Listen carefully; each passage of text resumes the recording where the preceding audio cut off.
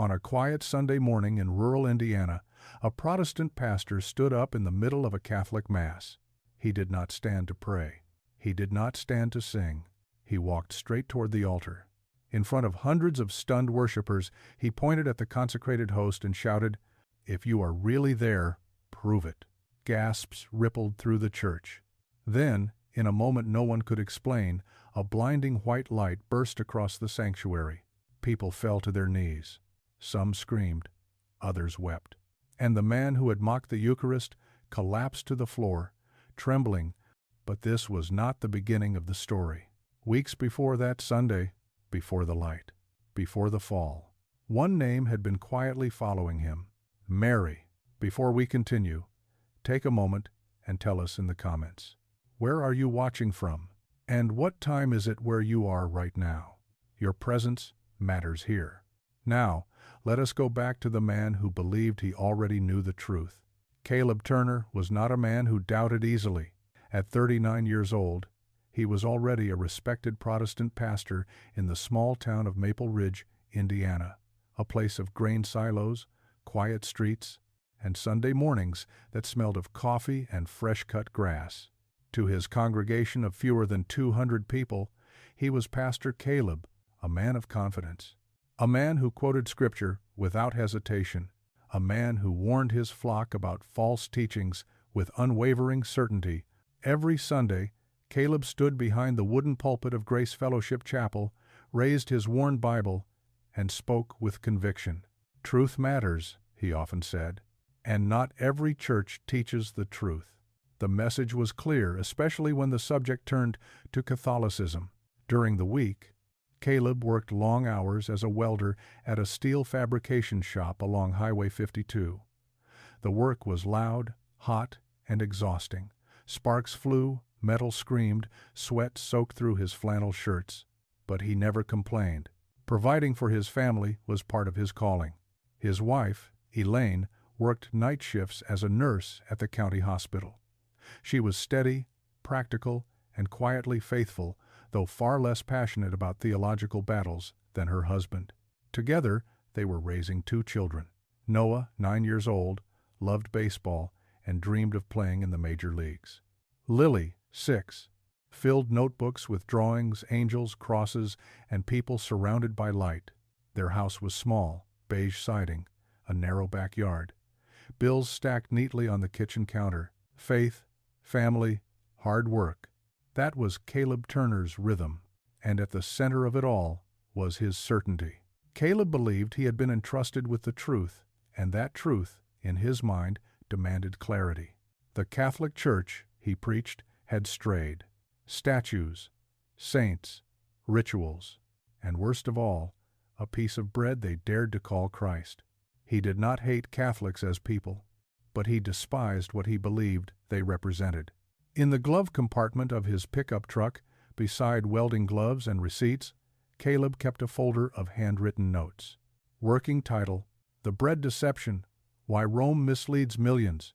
It was meant to be his legacy. A warning, a correction. What Caleb did not know, could not yet imagine, was that the very thing he mocked would soon become the place where everything he believed would either collapse or finally make sense. And the first crack in that certainty would come not from a theologian, but from a quiet man on a construction site, with a rosary in his pocket, and a question Caleb could not silence. On Sunday morning, Caleb Turner parked his truck a block away from St. Michael Catholic Church. He told himself he was only there to observe, to analyze, to confirm what he already believed. The church rose from the street in gray stone and red brick, older than anything around it, its bell tower cutting into the pale Indiana sky. Sunlight filtered through tall stained glass windows, casting soft colors onto the steps. Caleb hesitated before going in. Then he pushed the door open. Inside, the air felt different, cooler, heavier, carrying the faint scent of incense and candle wax. The pews were already filling with people, families, elderly couples, a man with a cane, a woman guiding her wheelchair-bound daughter toward the front. Caleb slipped into a back pew and crossed his arms. He expected spectacle. He expected superstition. He expected noise. Instead, he found reverence. When the choir began to sing, it wasn't loud. It was careful, almost restrained. People didn't clap or sway. They bowed their heads. They knelt. Some whispered prayers. Others simply sat in stillness, eyes closed. This wasn't performance. It was presence. Caleb scanned the room, unsettled by how real it all felt. These people didn't look manipulated. They didn't look confused. They looked focused. Then the readings began. When the priest stepped forward and opened the gospel, Caleb's attention sharpened. He recognized the passage immediately. John chapter 6. I am the bread of life. He had preached on this chapter many times, always as metaphor, always as symbol.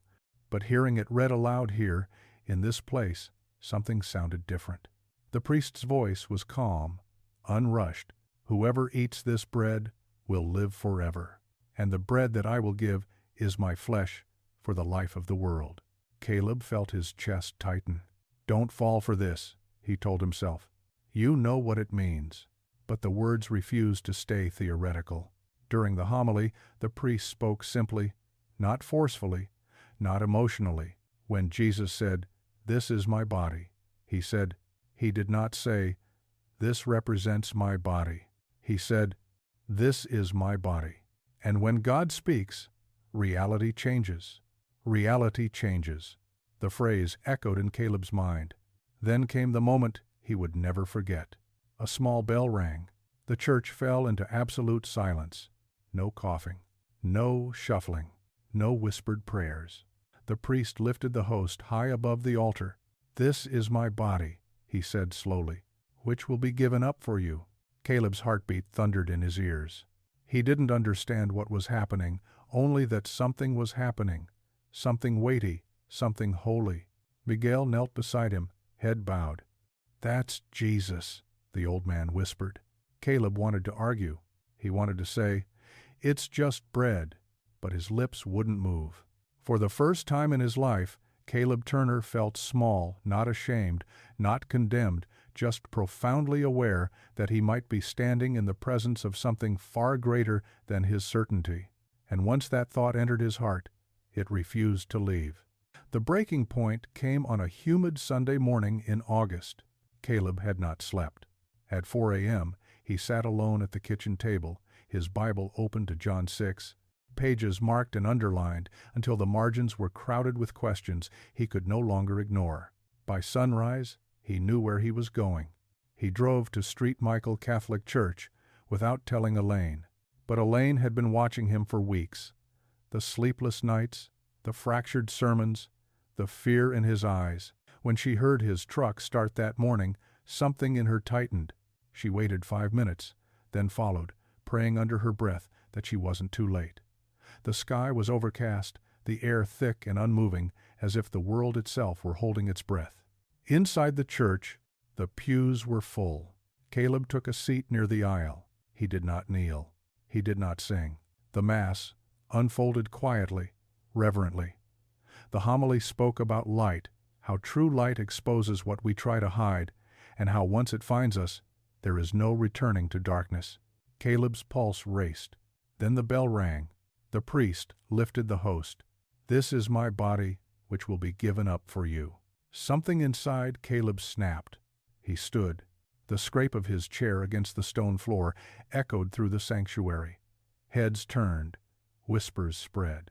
Caleb stepped into the aisle, his hands trembling, his voice sharp with fear and fury. "If that's really you," he shouted, pointing toward the altar, "then prove it."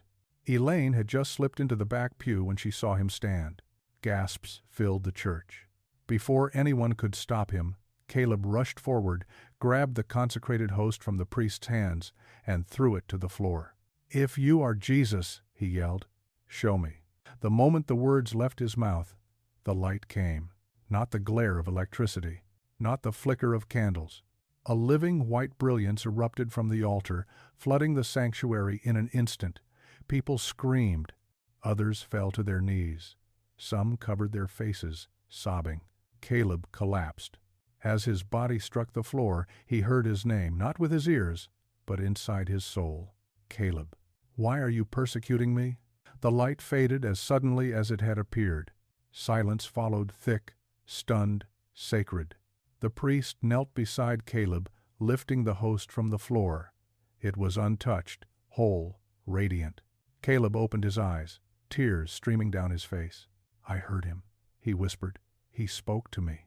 When he struggled to his knees, his voice broke. "Forgive me, Jesus. I mocked you. I threw you down. And you still came for me." Elaine pushed through the crowd and collapsed beside him, shaking. "I saw it," she sobbed. "That light. It wasn't from this world." That week, Caleb lost everything he had built.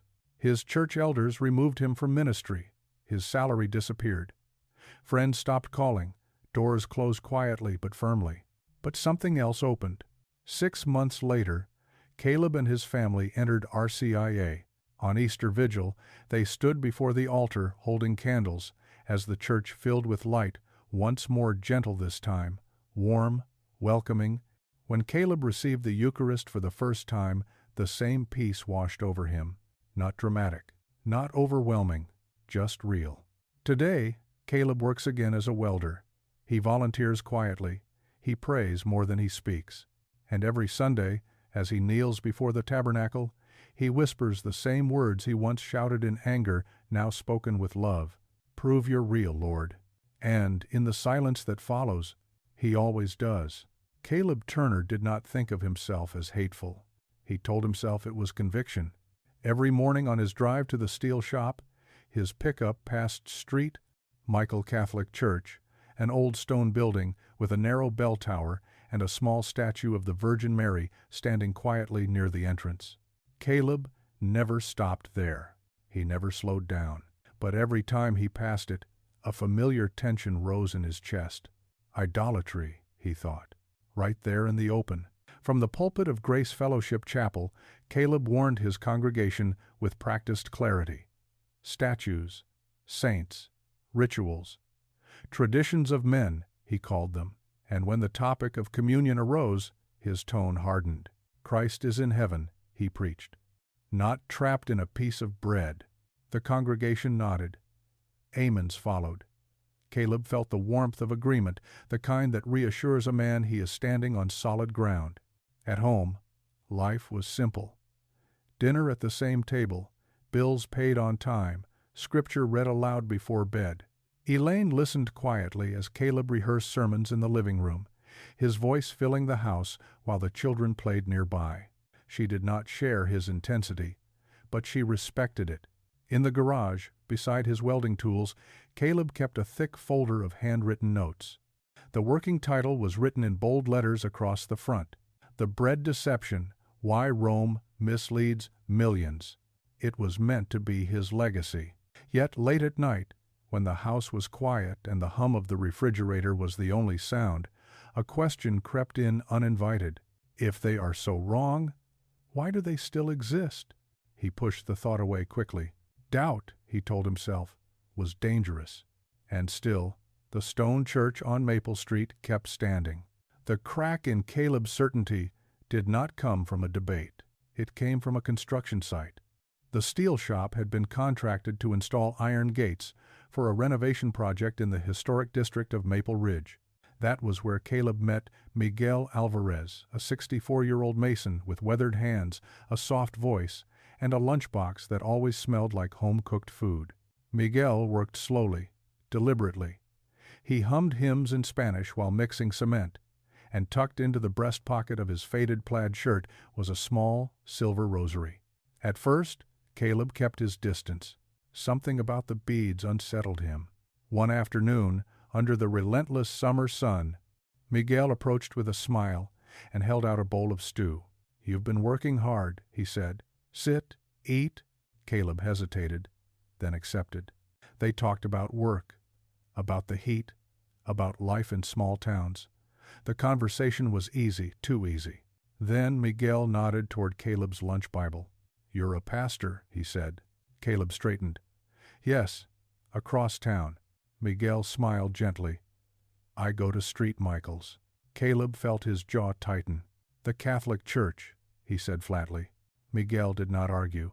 He did not defend. He simply nodded, as if acknowledging something already understood. Later that week, during another break, Miguel spoke quietly. "I used to drink," he said. "A lot. I hurt my family. I almost lost everything." Caleb listened politely. "One night," Miguel continued, "I knelt and asked the Virgin Mary to help me. I said, 'If you are real, please pray for me.'" He paused, eyes glistening. "That was 12 years ago. I haven't touched alcohol since." Caleb forced a smile. "Maybe you just decided to change." Miguel nodded. "Maybe." Then he asked a question that stopped Caleb cold. "When you ask your church to pray for you," Miguel said softly, "is that superstition too?" Miguel went back to work, but the question followed Caleb home. That night, Caleb lay awake, staring at the ceiling fan as it turned slowly in the dark. Miguel's question replayed in his mind. When you ask others to pray for you, Caleb had always encouraged intercessory prayer. He preached it. He practiced it. He believed the prayers of the faithful mattered. So why did this feel different? He whispered a familiar prayer. "Lord, protect me from false teaching." The words felt hollow. The next day at work, Caleb avoided Miguel. He buried himself in welding, sparks flying as if he could drown out the unease with noise. But at lunch, Miguel bowed his head briefly and made the sign of the cross. Caleb watched from a distance. That evening, back at home, Lily sat at the kitchen table with crayons scattered around her. When Caleb asked what she was drawing, she held up the page. A woman in blue, standing beside Jesus. Light all around them. "That's Mary," Lily said. "She's kind." Caleb froze. His fork hovered midair. That night, he prayed again. "God," he whispered, "why does her name keep finding me?" There was no answer, only silence. But it was not an empty silence. It felt expectant. The days that followed felt strangely unsettled. Caleb preached with the same words, the same passion, yet something inside him had shifted. Each mention of communion stirred discomfort. Each warning against Catholicism sounded rehearsed even to his own ears. At work, Miguel never pushed. He never argued. He only smiled and treated Caleb with the same quiet respect. One afternoon, as they packed up tools, Miguel spoke again.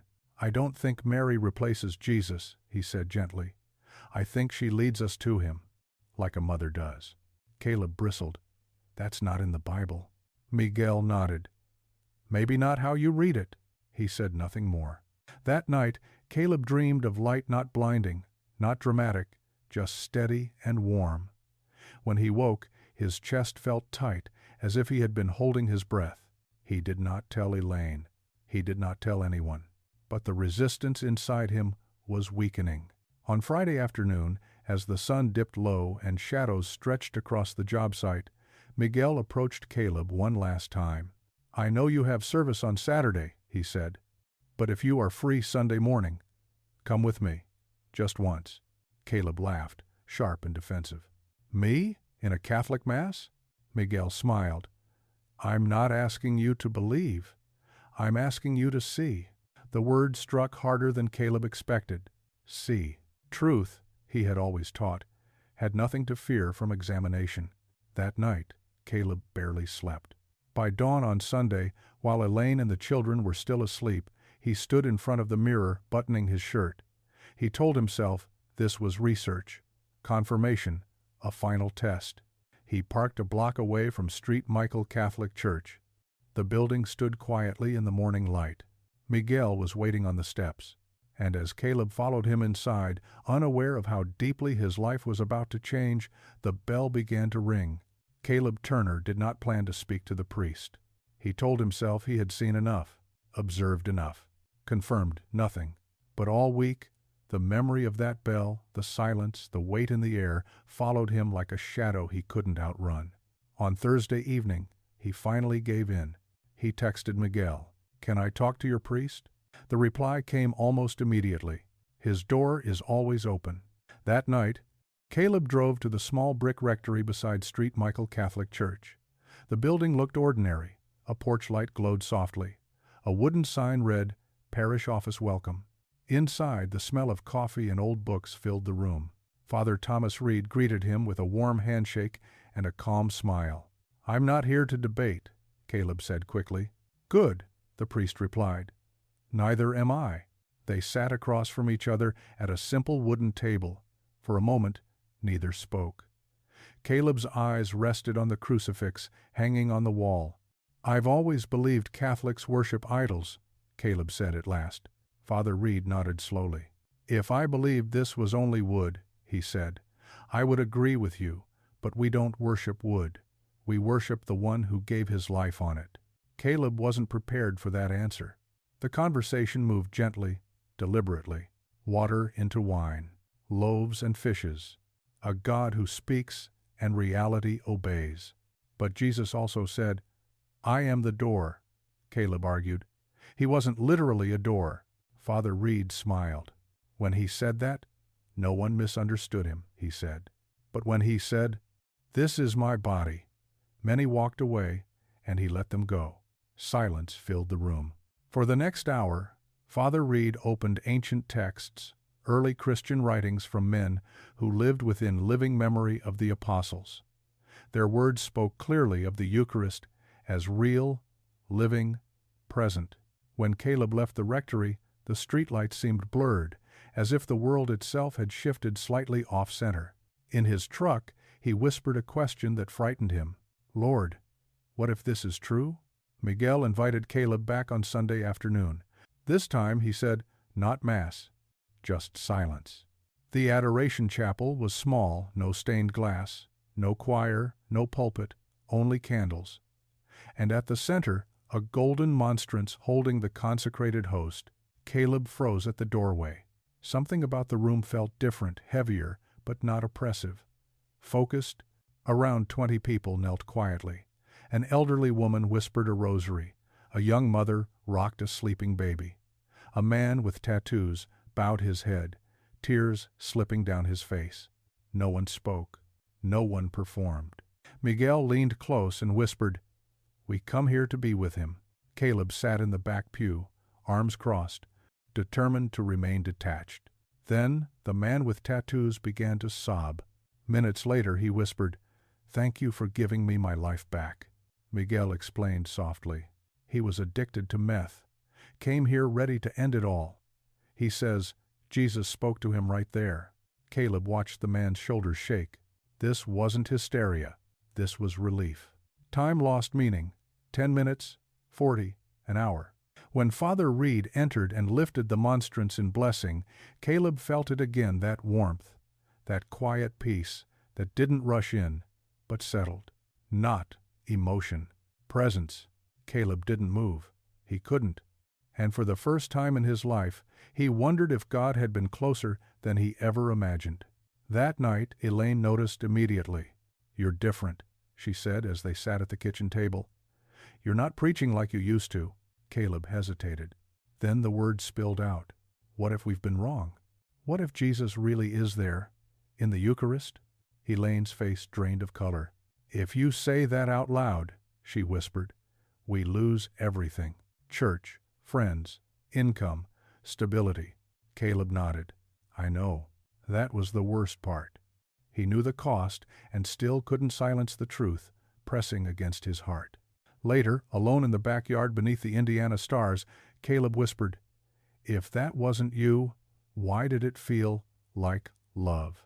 The wind moved softly through the trees. No answer came, but the question refused to leave. Caleb gave himself 6 months. 6 months to study, to pray, to test everything. His Bible filled with underlines, his desk with books he once mocked, early church writings, catechism, scripture side by side. On Sundays his sermons began to fracture. Words that once flowed now caught in his throat. "The bread is only a symbol." The sentence sounded hollow even to him. People noticed. His assistant pastor asked quietly, "Are you okay?" Caleb smiled and lied. At night, Elaine found him asleep at his desk, Bible open, notes scattered everywhere. "You're losing yourself," she whispered. "No," Caleb murmured, half asleep. "I'm losing my fear." The breaking point came on a Sunday morning in August. Caleb had been awake since 4 a.m. He did not preach that day. Instead, he drove hands tight on the steering wheel back to St. Michael Catholic Church. The homily spoke of light, how it exposes what we hide, how it cannot be ignored once it finds us. Caleb's heart pounded. Then the bell rang. The priest lifted the host, and Caleb stood. Sometimes God does not break into our lives with thunder. Sometimes He waits. He waits while we argue. He waits while we preach certainty. He waits while pride builds walls we call faith. Caleb did not lose his life when he lost his ministry. He lost only the illusion that he was in control. What saved him was not a debate, not a book, not even a miracle of light. It was a quiet truth he could no longer run from, that Christ does not shout His presence. He offers it, silently, humbly, patiently. If this story stirred something in your heart, take a moment now and tell us in the comments. Where are you watching from? And what time is it where you are? Your voice matters here. Please subscribe to Ave Miracles for more true stories of faith, conversion, and grace. And if you know someone who is struggling with doubt, share this story with them, because sometimes the light does not come when we demand it. It comes when we finally kneel. Ave Miracles.